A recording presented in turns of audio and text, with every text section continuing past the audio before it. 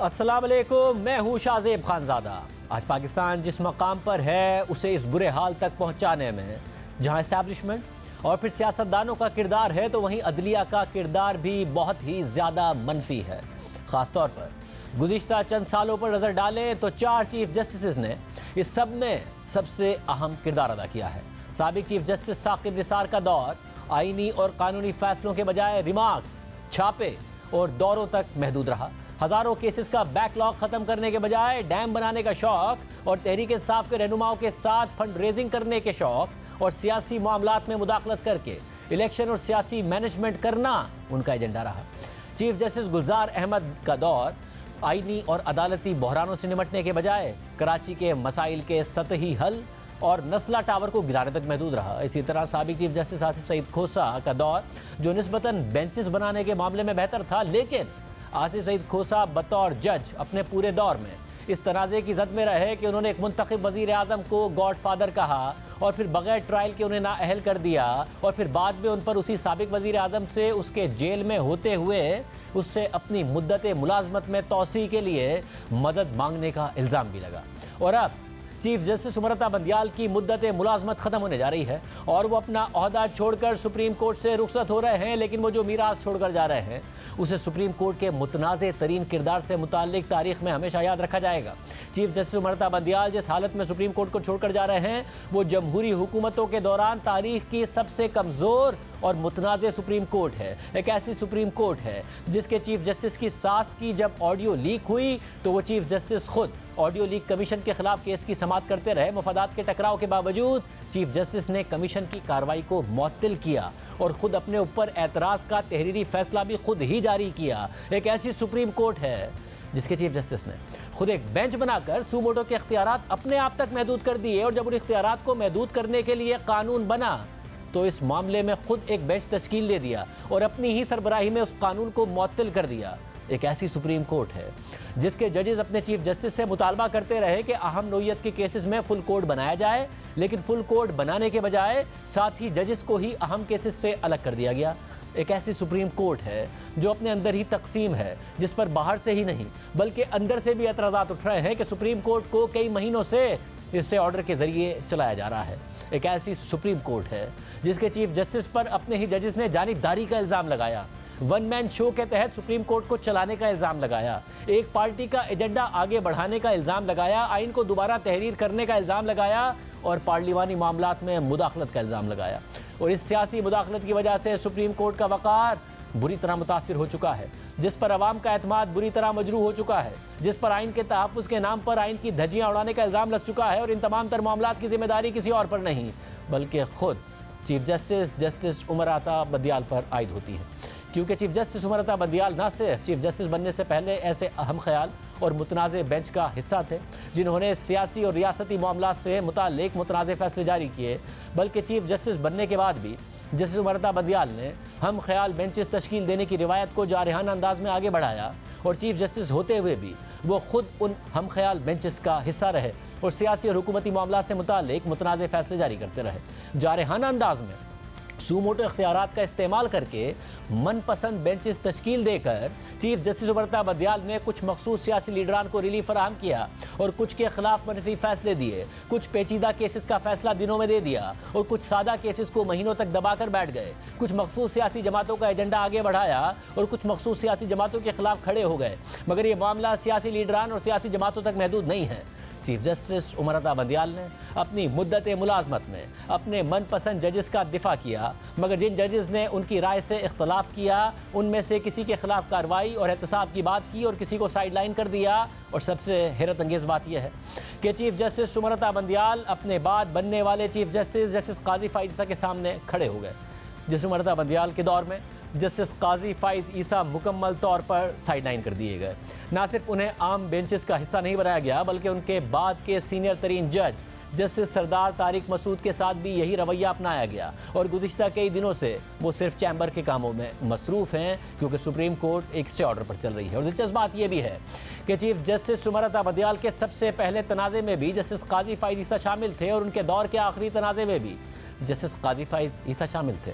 Chief justice Umar Ata Bandial का बाकायदा पहला तनाज़ा उस वक्त शुरू हुआ जब उनकी सरबराही में एक बेंच ने इस्टेब्लिशमेंट और साबिक वज़ीर आज़म इमरान खान की ईमा पर भेजे गए सदारती रेफरेंस पर जस्टिस काजी फाइज ईसा के खिलाफ तहकीकात की बात की और सदारती रेफरेंस में लगाए गए इल्ज़ामात का मामला FBI को भेज दिया। और फिर उनका आखिरी तनाज़ा मिलिट्री कोर्ट्स के खिलाफ बेंच की तश्कील देने से मुताल्लिक था, जिसमें जस्टिस काजी फाइज ईसा समेत सुप्रीम कोर्ट के 2 सीनियर जजेस ने बेंच की तश्कील को ही गैर कानूनी करार दे दिया। ये वो तनाज़ा था जिसके ज़रिए सुप्रीम कोर्ट के अंदर मौजूद इख्तलाफात ने शिद्दत इख्तियार की और मुल्क की सबसे बड़ी अदालत वाज़ेह तौर पर 2 धड़ों में तकसीम हो गई। हुकूमत और सुप्रीम कोर्ट आमने सामने आ गए और इस तनाज़े ने चीफ जस्टिस के बेपनाह इख्तियारात को महदूद करने की बहस छेड़ दी। और इस पूरे मामले में एक तरफ चीफ जस्टिस उमर अता बंदियाल के हम ख्याल जजेस खड़े थे और दूसरी तरफ जस्टिस काजी फाइज ईसा और दीगर गैर मुतनाज़े जजेस ने चीफ जस्टिस के इक़दामात के खिलाफ वाज़ेह पोजीशन ले ली थी। मगर सबसे दिलचस्प बात यह है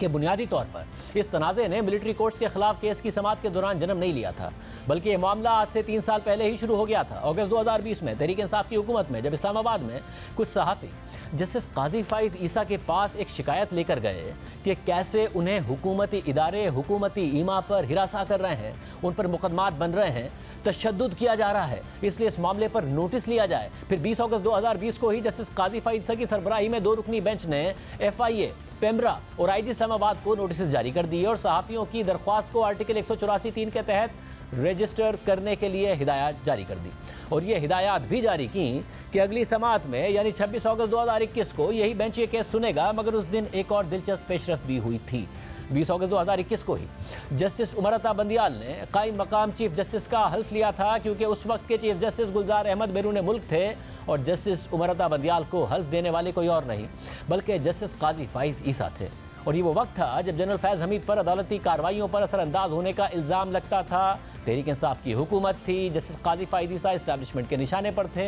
और हैरान कुन तौर पर जस्टिस उमर अता बंदियाल ने कायम मकाम चीफ जस्टिस बनते ही अगले दिन यानी 21 अगस्त 2021 को जस्टिस काजी फाइज ईसा का 20 अगस्त 2021 को लिया गया खुद नोटिस मुअत्तल कर दिया और इस पूरे मामले पर अपनी ही सरबराही में एक लार्जर बेंच बना दिया। और उस लार्जर बेंच में खुद उस वक्त के कायम मकाम चीफ जस्टिस उमर अता बंदियाल शामिल हो गए और justice Ijazul Hasan, justice Munib Akhtar, justice Qazi Mohammad Amin और जस्टिस मोहम्मद अली मजहर दीगर जजेस थे। और इस बेंच ने जस्टिस काजी फाइज ईसा की तरफ से लिए गए सू मोटो को गलत करार दे दिया और ये तमाम इख्तियारात खुद चीफ जस्टिस तक महदूद कर दिए, जिसका सबसे बड़ा फायदा किसी और को नहीं बल्कि खुद कायम मकाम chief justice justice Umar Ata Bandial को होने वाला था, क्योंकि वो आगे चीफ जस्टिस बनने वाले थे। मगर जस्टिस काजी फाइज ईसा इस मामले पर बरहम हो गए। उन्होंने इस बेंच को मॉनिटरिंग बेंच करार दे दिया और 15 सफ़हात का नोट सुप्रीम कोर्ट में जमा करवा दिया। लेकिन इसके बावजूद 5 रुकनी लार्जर बेंच ने सुप्रीम कोर्ट के सू मोटो इख्तियारात से मुताल्लिक समाअत करके जस्टिस काजी फाइज ईसा के अज़कुर नोटिस को गलत करार दे दिया और साथ ही ये भी करार दे दिया कि आर्टिकल 184(3) के तहत सिर्फ चीफ जस्टिस अज़कुर नोटिस ले सकते हैं, कोई जज खुद से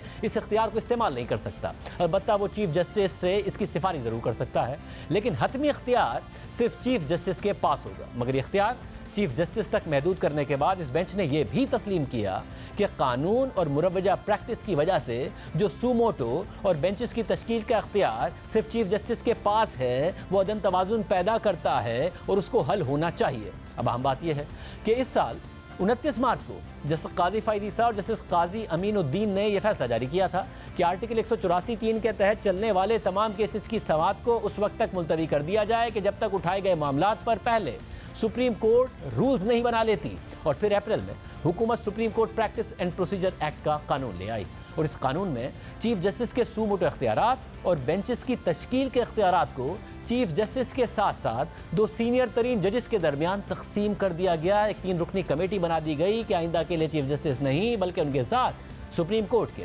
बाकी 2 सीनियर जजेस की कमेटी यह फैसला करेगी। मगर सदर की मंजूरी से पहले ही यानी कानून बनने से पहले ही चीफ जस्टिस ने अपनी ही सरबराही में एक 8 रुकनी बेंच बना दिया और इस एक्ट को ताहुक्म सानी मुअत्तल कर दिया। यानी ये केस अब तक ज़ेर इल्तवा है मगर कानून मुअत्तल है। और इस मामले के कुछ अरसे बाद सुप्रीम कोर्ट ने सिविलियंस के मिलिट्री ट्रायल के खिलाफ इमरान खान समेत दीगर की दरख्वास्तों पर समाअत करने के लिए 9 रुकनी बेंच बनाया था, जिसमें हैरान कुन तौर पर जस्टिस सरदार तारिक मसूद समेत जस्टिस काजी फाइज ईसा को भी शामिल किया गया था, जिनको पहले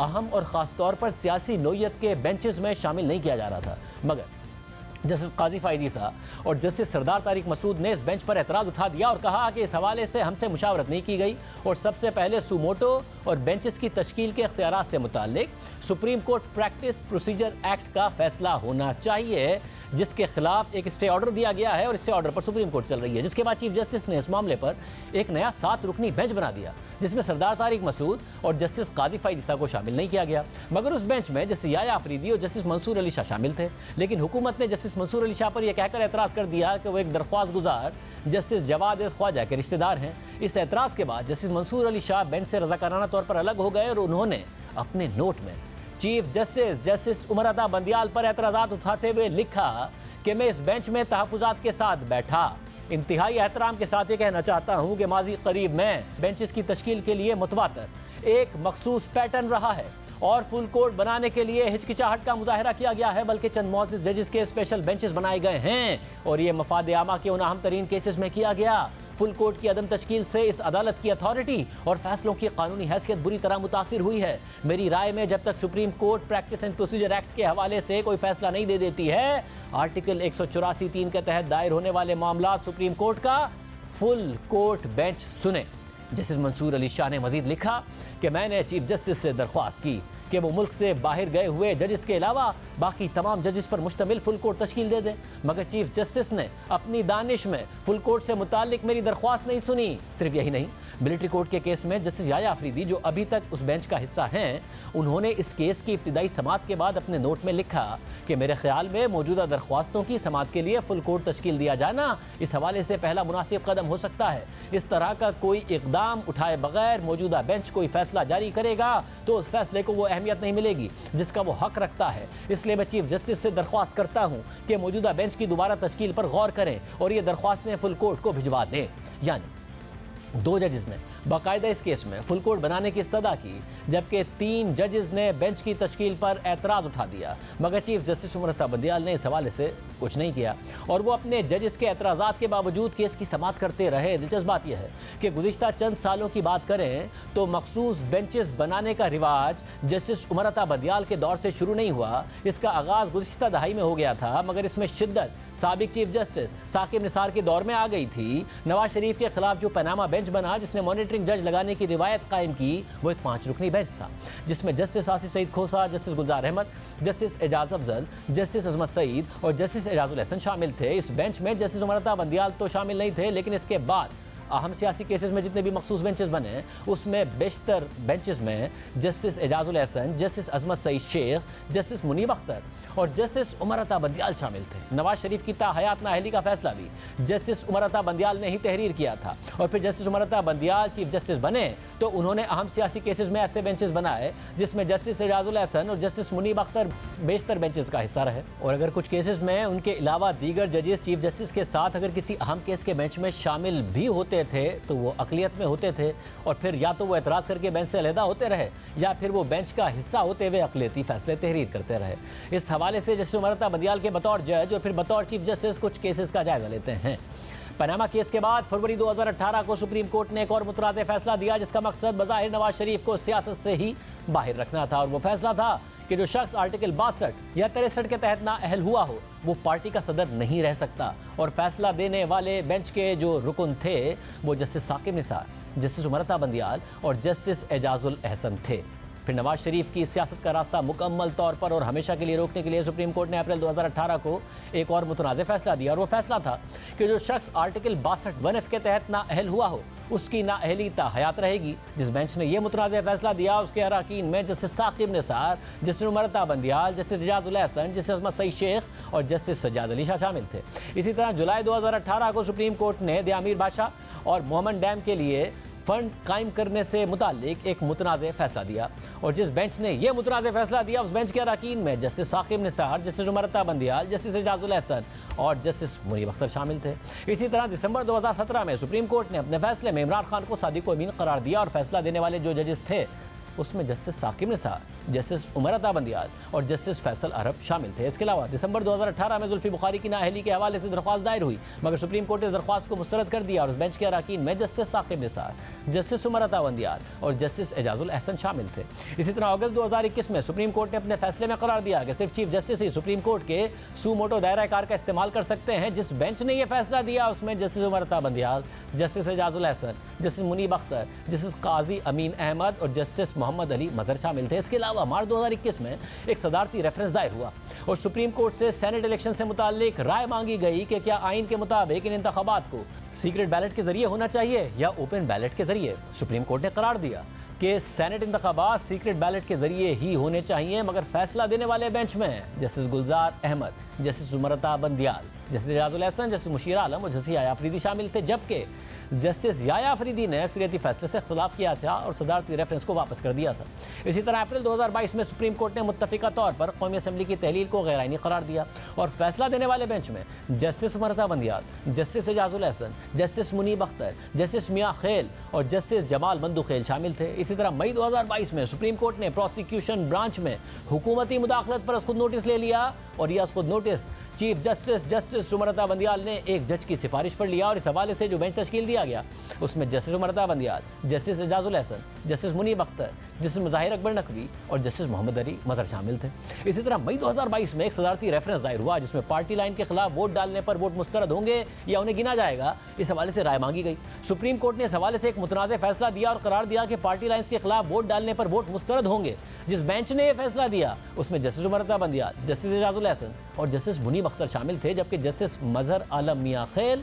और जस्टिस जमाल मंदुखेल ने इस हवाले से इख्तलाफी नोट लिखा और इस फैसले को आइन को दोबारा लिखने के मुतरादिफ करार दिया। इसी तरह मई 2022 में तहरीक इंसाफ को डी चौक पर एहतजाज से मुताल्लिक सुप्रीम कोर्ट के अहकामात की पैरवी न करने पर जब चेयरमैन पीटीआई इमरान खान के खिलाफ तौहीन अदालत का मुकदमा दायर हुआ तो इस हवाले से जो बेंच बना उसमें justice Umar Ata Bandial, justice Ijazul Ahsan, justice Munib Akhtar, justice Mazahar Akbar Naqvi और जस्टिस याया अफरीदी शामिल थे। और जस्टिस याया अफरीदी ने इस केस में अपना माइंड वाज़ेह किया कि इमरान खान पर तौहीन अदालत लग सकती है, लेकिन बेंच के बाकी अरकान इस मामले को दबा कर बैठ गए और आज तक इस केस का फैसला ही नहीं हो सका है क्योंकि इस केस को समाअत के लिए दोबारा मुकर्रर ही नहीं किया गया है। इसके अलावा जुलाई 2022 को सुप्रीम कोर्ट ने डिप्टी स्पीकर पंजाब की रूलिंग को कलअदम करार दे दिया और जो वोट पार्टी लाइन के खिलाफ परवेज इलाही के हक में दिए गए उन्हें तस्लीम करके परवेज इलाही को पंजाब का वजीर आला करार दे दिया गया। फैसला देने वाले बेंच में जस्टिस उमर अता बंदियाल, जस्टिस एजाजुल एहसन और जस्टिस मुनीब अख्तर शामिल थे। इसी तरह मार्च 2023 में सुप्रीम कोर्ट ने पंजाब और खैबर पख्तूनख्वा में इलेक्शन की तारीख मुकर्रर करने के लिए आज खुद नोटिस लिया और जो बेंच बनाया गया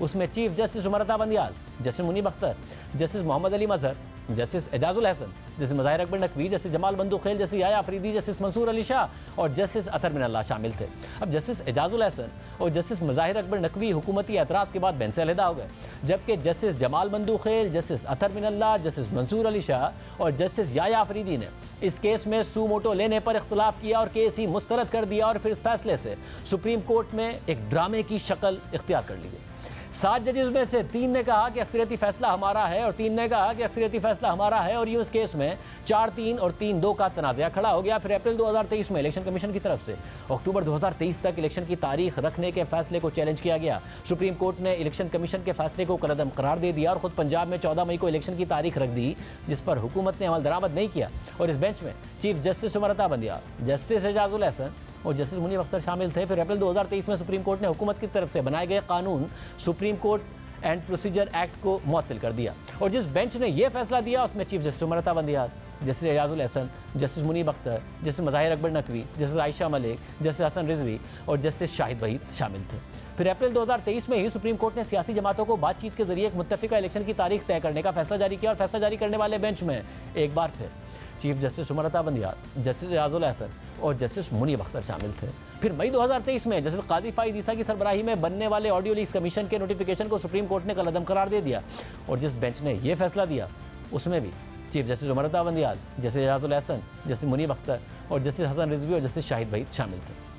फिर जून 2023 में सुप्रीम कोर्ट ने हुकूमती कानून जजमेंट एंड रिव्यू ऑर्डर को गैर कानूनी करार देने से मुतालिक अपना फैसला महफूज किया। जिस बेंच ने यह फैसला महफूज किया और बाद में जाकर उसे कलअदम करार दिया उसमें भी chief justice Umar Ata Bandial, justice Ijazul Ahsan और जस्टिस मुनीब अख्तर शामिल थे। यानी सुप्रीम कोर्ट के 17 जजेस में से बेशतर केसेस में कुछ मखसूस जजेस को ही बेंच में देखा गया और उन जजेस की तरफ से ऐसे फैसले दिए गए जिनको वो आगे जाकर खुद भी दिफा नहीं कर सके। अक्टूबर 2022 में चीफ जस्टिस उमरता बंदियाल ने आर्टिकल 62(1) से मुताल्लिक तहरीक इंसाफ के रहनुमा फैसल वाउडा की ताहयात नाअहली के खिलाफ दरख्वास्त पर समाअत की और खुद रिमार्क्स देते हुए कहा कि ताहयात नाअहली का आर्टिकल 62(1) ड्रैकोनियन कानून है। मौजूदा केस को मोहतात होकर सुनेंगे। अब आम बात यह है कि चीफ जस्टिस उमरता बंदियाल ने आइन के आर्टिकल 62(1) को ड्रैकोनियन यानी जालिमाना करार दिया। मगर दिलचस्प बात यह है कि आर्टिकल 62(1) के तहत किसी भी अवामी ओहदेदार की जो नाअहली होती है उसकी मुद्दत कितनी होगी, आइन में इस हवाले से कुछ नहीं लिखा है।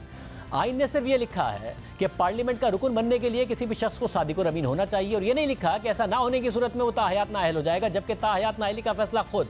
चीफ जस्टिस उमरता बंदियाल ने तहरीर किया था, जिसे बाद में खुद उन्होंने जालिमाना करार दे दिया। जिस पर फैसला दिया था उसके नतीजे में नवाज शरीफ ताहयात नाअहल हो गए थे। इसके अलावा जब साबिक वज़ीर आज़म इमरान खान के खिलाफ तहरीक अदम एतमाद का माहौल बन रहा था और उनके अरकान मुनहरिफ हो रहे थे, तो सदर आरिफ अलवी ने इनहराफ से मुताल्लिक आर्टिकल 63 की तशरीह करने के लिए एक सदारती रेफरेंस सुप्रीम कोर्ट में भेजा। मई 2022 को सुप्रीम कोर्ट के 5 रुकनी लार्जर बेंच ने सदारती रेफरेंस पर 3-2 के तनासुब से आर्टिकल 63 पर राय दी और करार दिया कि पार्टी के मुनहरिफ अरकान के वोट को शुमार नहीं किया जाएगा। उस फैसले में chief justice Umar Ata Bandial, justice Munib Akhtar और जस्टिस एजाजुल एहसन ने अक्सरियती राय दी, जबकि जस्टिस मज़हर आलम मियां खेल और जस्टिस जमाल बंदूखेल ने अक्सरियती राय से इख्तलाफ किया था और इसे आइन को रीराइट करने के मुतरादिफ करार दिया था। यानी खुद सुप्रीम कोर्ट के 2 मौजूद जजेस ने सुप्रीम कोर्ट के अक्सरियती फैसले को आइन को दोबारा लिखने के मुतरादिफ करार दिया। सिर्फ यही नहीं, खुद चीफ जस्टिस उमरता बंदियाल, जिन्होंने मुनहरिफ अरकान के वोट शुमार न करने की राय दी थी, उनके 24 मार्च 2022 को सदारती रेफरेंस की समाअत के दौरान रिमार्क सामने आए थे कि वोट डालकर शुमार न किया जाना तौहीन आमेज है। ये तौहीन आमेज है कि एक रुकन वोट कास्ट करे और आप कहें कि ये कास्ट नहीं होगा। वोट तो हर सूरत काउंट होगा। वोट काउंट होने के बाद देखा जाएगा कि उसके साथ क्या करना है। यानी पहले खुद चीफ जस्टिस ने कहा कि वोट काउंट ना करना तौहीन आमेज है और फिर खुद चीफ जस्टिस ने ही मुख्तसर फैसला सुना दिया और करार दे दिया कि मुनहरिफ अरकान का दिया गया वोट तस्लीम नहीं किया जाएगा। और फिर इस फैसले से हमजा शहबाज की वजारत आला से मुतालिक भी तनाज़ा खड़ा हो गया। 22 जुलाई को डिप्टी स्पीकर दोस्त मज़ारी ने सुप्रीम कोर्ट के आर्टिकल 63 के फैसले का सहारा लेकर काफ लीग के 10 वोट्स को मुस्तरद कर दिया था और मौक़िफ़ इख्तियार किया था कि मुझे पार्टी के सरबराह चौधरी शुजात हुसैन का खत मिला है, जिसमें उन्होंने हिदायत की है कि नून लीग के उम्मीदवार को वोट दिया जाए। पार्टी अरकान ने पार्टी सदर की हिदायत से इनहराफ किया है, इसलिए उनका वोट शुमार नहीं होगा। नतीजे में हमजा शहबाज वज़ीर आला पंजाब मुंतखब हो गए। मगर तहरीक इंसाफ और काफ लीग ने डिप्टी स्पीकर की रूलिंग को चैलेंज कर दिया। दौरान समाअत वकला की तरफ से ये नुक्ता उठाया गया कि सुप्रीम कोर्ट के फुल कोर्ट का माजी का फैसला है जो जस्टिस अजमत शहीद ने तहरीर किया था, जिसमें करार दिया गया था कि पार्टी सदर को वोट डलवाने का इख्तियार हासिल है और उसमें खुद जस्टिस उमरता बंदियाल की भी दस्तखत मौजूद है। मगर चीफ जस्टिस उमरता बंदियाल ने डिप्टी स्पीकर की रूलिंग को मुस्तरद करते हुए परवेज़ इलाही को वज़ीर आला पंजाब करार दे दिया और वाज़ेह किया कि जस्टिस अजमत सईद शेख का जो फैसला था वो बाइंडिंग नहीं था, वो पासिंग रिमार्क्स थे और अगर जज ने नादानिस्ता तौर पर कानून का गलत जायज़ा लिया है तो उनके पास ही इख्तियार है कि वो बाद में अपनी दानिस्त में आज़ाद जहन के साथ कानून की दुरुस्त तशरीह कर सकते हैं। यानी चीफ जस्टिस उमरता बंदियाल और उनके हम ख्याल जजेस ने वक्त और बदलते हालात के साथ नए नए कानूनी जवाब फराहम किए और नित नए फैसले दिए, जिसने ना सिर्फ सुप्रीम कोर्ट की साख को मुतासर किया बल्कि मुल्क की सियासत पर भी गहरे मनफी असरात मुरतब किए। सुप्रीम कोर्ट के मखसूस बेंचेस की तरफ से अलग अलग फैसलों में अलग अलग कानूनी फ़लसफ़े अख्तियार करने की एक और मिसाल आपके सामने रखते हैं। 11 अगस्त 2023 को चीफ जस्टिस उमरता बंदियाल की सरबराही में जस्टिस एजाजुल एहसन और जस्टिस मुनीब अख्तर ने पार्लियामेंट की तरफ से मंजूर किए गए कानून review of judgments and orders को करदम करार दे दिया, जबकि इसी बेंच ने मई 2022 को सदारती रेफरेंस पर यह फैसला दिया कि पार्लिमानी पार्टी की हिदायत के बरखिलाफ अगर किसी असेंबली में वोट कास्ट किया जाएगा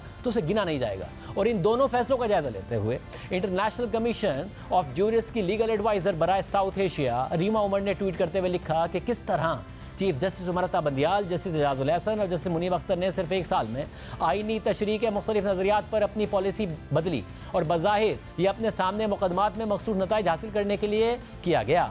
रीमा उमर ने मई 2022 के सुप्रीम कोर्ट के आर्टिकल 63A के फैसले पर तबसरा करते हुए लिखा कि मई 2022 में जब इन जजेस ने आर्टिकल 63A को इस मकसद के साथ पढ़ा ताकि उसका ये मतलब निकाला जाए कि पार्टी लाइन के खिलाफ डाले गए वोटों को मुस्तरद कर दिया जाए जो आइन में मौजूद मतन के वाज़े बरक्स था, तो इन जजेस ने यह फैसला दिया कि आइन तो एक जिंदा दस्तावेज है, इससे एक डायनामिक अंदाज में रुजू किया जाना चाहिए जो वक्त के साथ बदलता रहता है। रीमा उमर ने अदालत के फैसले पर तबसरा करते हुए लिखा कि अदालत ने अपने इस फैसले में यह करार दिया कि अदालत आइन बनाने वालों की नियत की पाबंद नहीं है, जबकि गुज़िश्ता हफ्ते review of judgments and orders को कलअदम करार देने के फैसले में सुप्रीम कोर्ट ने यह करार दे दिया कि अगर आइन बनाने वाले नजरसानी की दरख्वास्त को वसी माने देना चाहते तो वो वाज़े तौर पर यह कह देते। रीमा उमर ने इस पर तबसरा करते हुए लिखा कि 3 रुकनी बेंच ने अपने इस फैसले में यह करार दे दिया कि पार्लियामेंट आइन बनाने वालों की नियत की पाबंद है। यानी जहां 63A के मामले में आइन का मतन वाज़े था तो वहां सुप्रीम कोर्ट ने यह फैसला दे दिया कि आइन तो एक जिंदा दस्तावेज है और बदलते वक्त के साथ उसकी समझ बूझ और तशरीह बदलती रहती है, और फिर खुद से आइन की तशरीह करके यह करार दे दिया कि पार्लिमानी पार्टी की हिदायत के बरखिलाफ डाले गए वोट को मुस्तरद किया जाएगा। लेकिन review of judgments and orders के कानून को कलअदम करार देने के लिए यही 3 रुकनी बेंच इस फलसफे से पीछे हट गया और करार दे दिया कि आइन की सादा रीडिंग से वाज़ेह है कि आइन बनाने वालों ने आर्टिकल 184(3) के तहत दिए गए फैसलों पर अपील का हक नहीं दिया और आम कानून साजी के जरिए अपील का हक देना आइन में तरमीम के मुतरादिफ होगा। इन 2 फैसलों में 3 रुकनी बेंच ने 2 मुख्तलिफ फ़लसफ़ों का सहारा लिया और दोनों फ़लसफ़े एक दूसरे से मुतसादिम हैं, मगर जजेस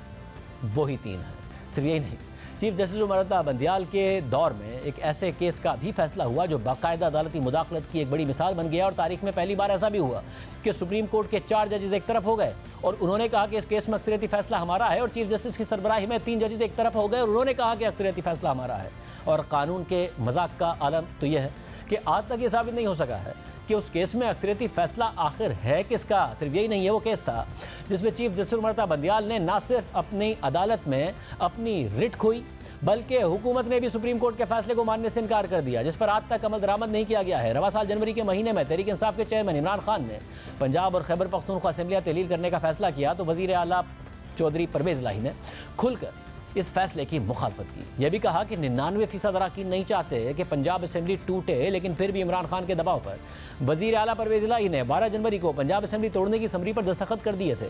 और 14 जनवरी को असेंबली खुद ब खुद तहलील हो गई थी। और फिर 16 फरवरी को जस्टिस एजाजुल अहसन और जस्टिस मज़ाहिर अली नकवी ने मुअत्तिल CCPO लाहौर गुलाम महमूद डोगर का केस सुनते हुए अचानक पंजाब में मुमकिना तौर पर वक्त पर इंतखाबात ना होने पर तशवीश का इजहार किया और मामला आज खुद नोटिस के लिए चीफ जस्टिस को भेज दिया। हालांकि ये मामला उस वक्त लाहौर हाईकोर्ट में ज़ेर समाअत था और समाअत किसी और केस की ये दोनों जजेस कर रहे थे और केस कोई और उठा दिया। फिर इसी दौरान चौधरी परवेज़ इलाही की एक आला अदालती शख्सियत से मुबैना टेलीफोनिक गुफ्तगू भी सामने आई, जिसके बाद दीगर ऑडियोज़ भी सामने आ गई। इल्ज़ाम लगा कि ये परवेज़ इलाही की सुप्रीम कोर्ट के एक सिटिंग जज जस्टिस मज़ाहिर अकबर नकवी से बातचीत की ऑडियो है। जबकि दिलचस्प बात यह है कि जस्टिस मज़ाहिर अकबर नकवी ने ही जस्टिस एजाजुल अहसन के साथ मिलकर अचानक एक दूसरे केस की समाअत के दौरान पंजाब में इंतखाबात का मामला उसको नोटिस के लिए चीफ जस्टिस को भिजवाया था। और फिर 22 फरवरी को चीफ जस्टिस उमर अता बंदियाल ने जस्टिस एजाजुल अहसन और जस्टिस मज़ाहिर अकबर नकवी के नोट पर उसको नोटिस लेते हुए अपनी सरबराही में 9 रुकनी बेंच तश्कील दे दिया, जिसमें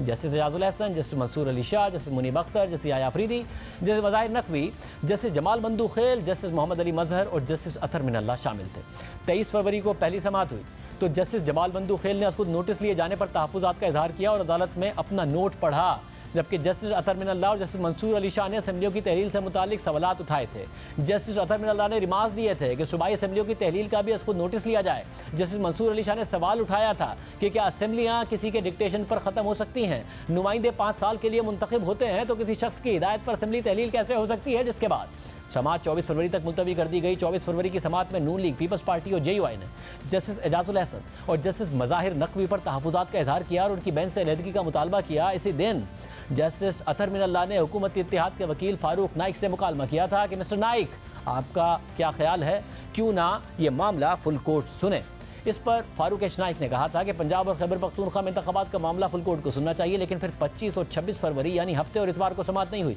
और फिर 27 फरवरी की सुबह तहरीरी हुक्मनामा आ गया तो उसमें justice Mansoor Ali Shah, justice Yahya Afridi, justice Jamal Mandokhel और जस्टिस अतर मिनल्ला के इजाफी नोट्स शामिल थे, जिनमें समाअत के नकात और तरीक़ाकार पर तहफ़्फ़ुज़ात का इजहार किया गया था। और 31 मार्च को जस्टिस याया अफरीदी ने अपने फैसले की तफसीली वजूहात जारी करते हुए लिखा था कि पहली बात यह है कि लाहौर हाई कोर्ट और पेशावर हाई कोर्ट में इसी रिलीफ के लिए दरख्वास्तें ज़ेर समाअत थीं, और दूसरी बात यह है कि दोनों हाई कोर्ट्स में ज़ेर समाअत इन केसेस के फैसलों को सुप्रीम कोर्ट में चैलेंज भी किया जा सकता था। बादियुन नज़र में अगर आर्टिकल 199 के तहत हाई कोर्ट में और आर्टिकल 184(3) के तहत सुप्रीम कोर्ट में कोई मामला ज़ेर समाअत हो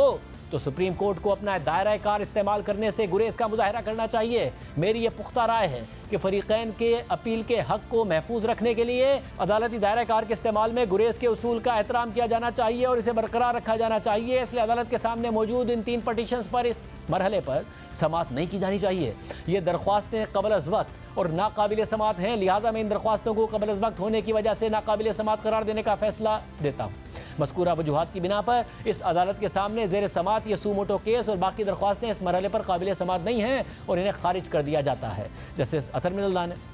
इस हवाले से अपने नोट में लिखा था कि मुझे जस्टिस मंसूर अली शाह और जस्टिस जमाल मंदूखेल के तफसीली वजूहात पढ़ने का एजाज़ भी हासिल हुआ और मैं उनकी राय से इत्तफ़ाक़ करता हूँ। ख़ासतौर पर दरख्वास्तों और सूमोटो के दायरा कार को लागू करने के 4-3 के फैसले से हतमी नतीजे से मुताल्लिक़ इत्तफ़ाक़ करता हूँ, क्योंकि 27 फरवरी 2023 को जो एंट रूम में इजलास हुआ उसकी अंडरस्टैंडिंग यही थी। और मैं ये भी नोट करता हूँ कि मैंने खुद को बेंच से अलहदा नहीं किया और ना ही मेरे पास खुद को बेंच से अलहदा करने का कोई वजूहात मौजूद थी। इस अदालत की जिम्मेदारी है कि वो अवामी एतमाद को तहफ़्फ़ुज़ फराहम करे और अवामी एतमाद को तहफ़्फ़ुज़ सिर्फ उसी सूरत फराहम किया जा सकता है जब सियासी मामलात पर ज़्यादा से ज़्यादा रिस्ट्रेंट का मुजाहरा किया जाए और अवामी एतमाद उस वक्त मजरू हो जाएगा जब अदालत एक सियासी फरीक के तौर पर नजर आएगी और उसके जजेस अदालती लिबास में सियासतदान के तौर पर नजर आएंगे। ये एक जज ने साथी जजेस के बारे में कहा। और फिर जस्टिस मंसूर अली शाह और जस्टिस जमाल मंदूखेल ने जस्टिस अतर मिनल्ला और जस्टिस याया अफरीदी के फैसलों से इत्तफाक करते हुए उन्हें अपने दिए गए फैसलों के साथ मिलाकर सुप्रीम कोर्ट का अक्सरियती फैसला करार दे दिया और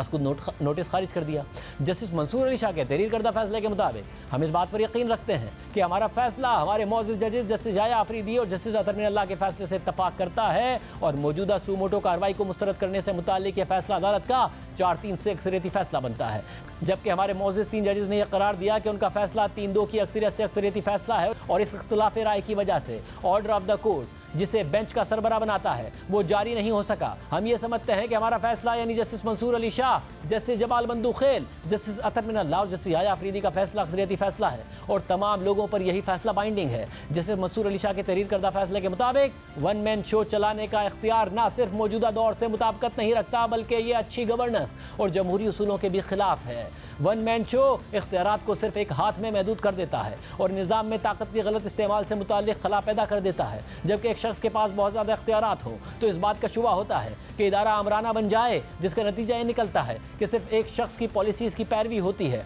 जिसमें यह इम्कान और रुझान हो सकता है कि वो लोगों के हुकूक और उनके मफादात के खिलाफ जाए। हमें यह बात नहीं भूलनी चाहिए कि हमारा इदारा लोगों के तासुर से अपनी ताकत हासिल करता है। इस अदालत की पूरी इमारत अवामी एतमाद पर खड़ी है, इसलिए 1 मैन शो को नज़रसानी की ज़रूरत है क्योंकि यह मुख्तलिफ नुक्ता नज़र को रोकता है, ताकत को एक जगह मरकूज करता है। यानी इस केस में खुद सुप्रीम कोर्ट के जजेस ने चीफ जस्टिस पर साथी जजेस को साइडलाइन करने, अपना फैसला मुसल्लत करने का इल्ज़ाम लगाया, 1 मैन शो चलाने का इल्ज़ाम लगाया। खुद साथी जजेस ने ये इल्ज़ाम लगाया कि चीफ जस्टिस 1 मैन शो के जरिए सुप्रीम कोर्ट चला रहे हैं और यूँ चीफ जस्टिस उमरता बंदियाल ना सिर्फ सुप्रीम कोर्ट के अंदर हिमायत खो बैठे बल्कि मुल्क में सुप्रीम कोर्ट की रिट भी मुतासिर हो गई। वफाकी हुकूमत जो पाबंद है कि सुप्रीम कोर्ट के फैसलों पर अमल करे, उसने वाज़े तौर पर सुप्रीम कोर्ट का फैसला मानने से इनकार कर दिया और मुल्क में एक अजीब गहमा गहमी की कैफियत पैदा हो गई जो अब तक बरकरार है। और इसी वजह से जस्टिस उमरता बंदियाल का नाम पाकिस्तान के मुतनाज़ तरीन जजेस और फिर चीफ जस्टिस की फहरिस्त में शामिल हो गया है, क्योंकि आज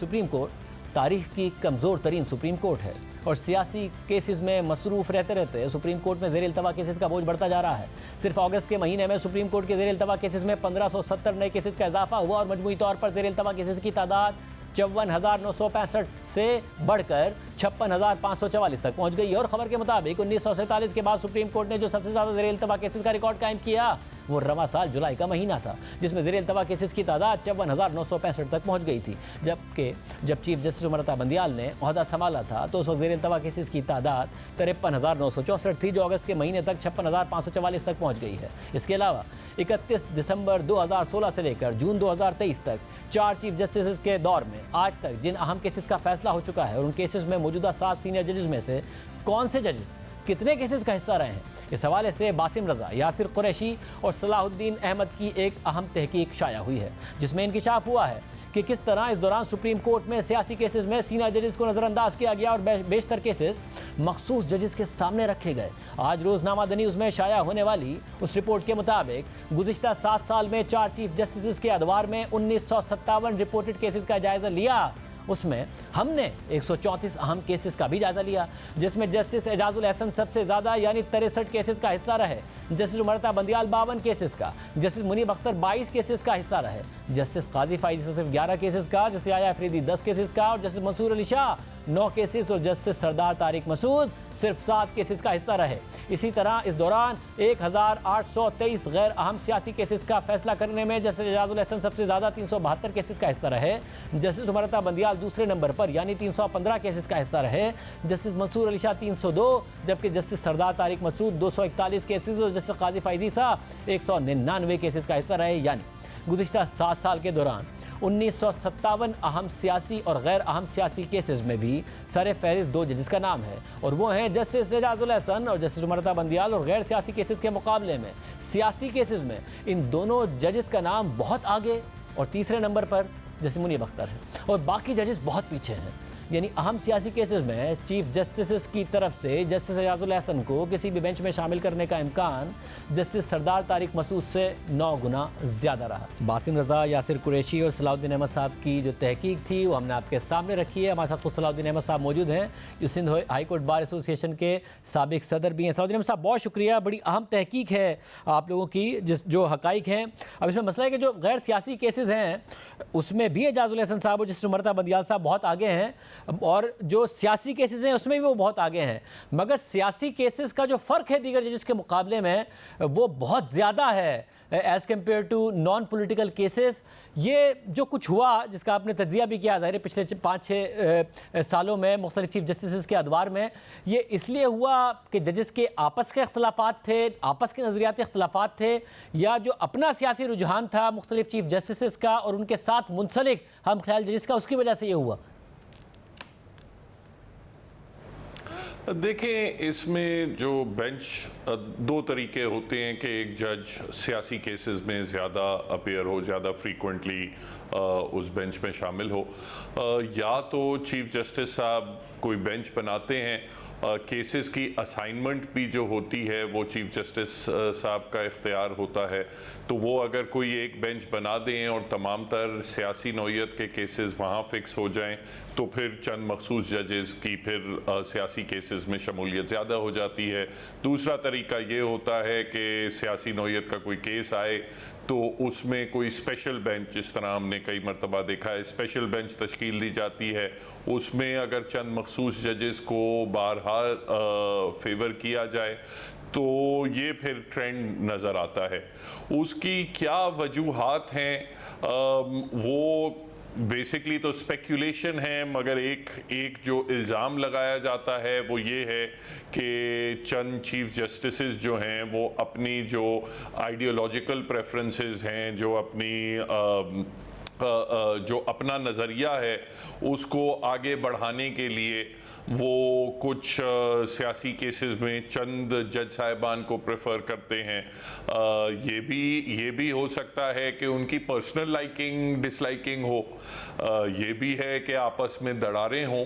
मगर बहरहाल ये चीज़ें तो नेचुरली जो मोटिव है उस पर तो स्पेकुलेशन है, मगर जो स्टेटिस्टिक्स हैं वो बड़े वाज़े हैं कि वो दिखाते हैं कि सियासी नौइयत के केसेस में चंद जज साहिबान जो हैं वो 9-10 गुना ज़्यादा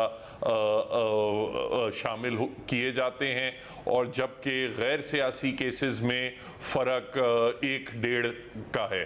तो वो जो स्टेटिस्टिकल जो डिफरेंस है वो बहुत ज़्यादा स्टार्क है। मतलब और ये फ़र्क जो जस्टिस उमरता बंदियाल साहब हैं उनके क्या टेन्योर में ज़्यादा बढ़ा, और ये जो तकसीम है, क्योंकि ज़ाहिर पहले तो बाहर से तनकीद होती थी, आप बार्स की हद तक तनकीद करते थे, वकला तंजीमें तनकीद करती थी, तज्ज़ियाकार तनकीद करते थे, मगर बेंच के अंदर से जो तनकीद आई कि जी आप वन मैन शो चला रहे हैं, जजेस के लिबास में सियासतदान नहीं होने चाहिए, इख्तियारात को देखना चाहिए, पॉलिटिकल बायस नहीं होना चाहिए, ये नोयत यहाँ तक आहिस्ता आहिस्ता पहुँची है, या खुद जस्टिस उमरता बंदियाल साहब का कंडक्ट ऐसा था कि ये होना ही था, उनकी वजह से हुआ? देखेंगे सिर्फ हमने 4 चीफ जस्टिसेस के टेन्योर्स, मोजेस चीफ जस्टिसेस के टेन्योर्स कवर किए हैं। साकिब निसार साहब का, आसिफ खोसा साहब का, गुलजार साहब का और बंदयाल साहब का अंटिल जून, आखिरी 3 महीने डेटा में नहीं थे। तो उसमें सिर्फ एक आसिफ खोसा साहब का जो टेन्योर था उसमें कोई वाजे कोई प्रेफरेंस नज़र नहीं आती। बाकी जो चीफ जस्टिस साहिबान हैं उनके टेन्योर्स में डेफिनेटली एक स्टैटिस्टिकल डिफरेंस है बेंच की सिलेक्शन में। तो वहाँ ये ट्रेंड बंदयाल साहब से शुरू नहीं हुआ, ट्रेंड तो पुराना है, मगर आहिस्ता आहिस्ता ये जब चीज़ें बढ़ती गईं, लोग पहले दबे दबे अल्फाजों में बात करते थे, फिर आपने देखा चौक पे भी इस पे तकरीरें होती थी, एक नया टर्म बना दिया गया, हम ख्याल जजेस वगैरह। तो वो मंजर आम पे शायद अभी आया है, मगर ये ट्रेंड आज का नहीं है। सब और इसको बेहतर कैसे किया जा सकता है? आप लोगों ने अपनी तहकीक में भारत की मिसाल दी कि जहां कुछ जजेस ने, जो चीफ जस्टिस जब इस तरह कर रहे थे, अपनी मर्जी के बेंचेस बना रहे थे, प्रेस कॉन्फ्रेंस की, मगर एक तो उस वक्त चीफ जस्टिस ने कुछ नहीं किया, मगर बाद में उन्हीं एहतजाज करने वालों में से जब एक जज खुद चीफ जस्टिस बने तो उन्होंने भी उस रिवायत ही को आगे बढ़ाया, ख़त्म नहीं किया। अब ज़ाहिर है फाइज़ ईसा साहब चीफ जस्टिस बनने जा रहे हैं कि कैसे चीज़ें ठीक की जाए, मामला ठीक किए जाए। देखिए, एक तो जो रिफॉर्म की अटेम्प्ट थी, वो तो पार्लियामेंट ने कोशिश की कि ये इख्तियारात सिर्फ एक चीफ जस्टिस साहब के हाथ में ना दिए जाएं, बल्कि वो सीनियर मोस्ट जजेस की कमेटी हो जो वो करे। तो एक तो अटेम्प्ट पार्लियामेंट की तरफ से आई। दूसरी, जो अगर कोर्ट खुद भी करना चाहे तो बहुत उसमें तरीके हैं। कई और ममालिक में मसलन ऐसे होता है कि बेंचेस जो हैं वो रैंडमली बनाई जाती हैं, और जो केसेस उनके सामने फिक्स किए जाते हैं वो भी रैंडमली फिक्स किए जाते हैं। और उस तरीके से फिर कोई उंगली उठा नहीं सकता कि आपने फ़लाँ किस्म के केसेस सिर्फ उस जज साहब के पास देते हैं, उससे जजेस की भी रेपुटेशन प्रोटेक्ट होती है। बेशक आप बेंचेस जब आप बना रहे हों तो आप केयरफुली बना लें, अगर आपने रैंडमली नहीं बनाने तो आप केयरफुली बना लें कि हर बेंच पे कोई क्रिमिनल लॉ का एक्सपर्ट भी हो, टैक्स लॉ का भी एक्सपर्ट हो, 4-5 लोगों के जज साहिबान के बेंचेस आप बना दें। उसके बाद आप रैंडमली भी केसेस कर सकते हैं। मगर जो मौजूदा तरीक़ेकार है उस पे मैं समझता हूँ जो उंगलियां उठाई जा रही हैं वो सही हैं। बहुत शुक्रिया, गुफ्तगू आपने सुनी। प्रोग्राम में ब्रेक शामिल करते हैं और हम फिर बात करेंगे।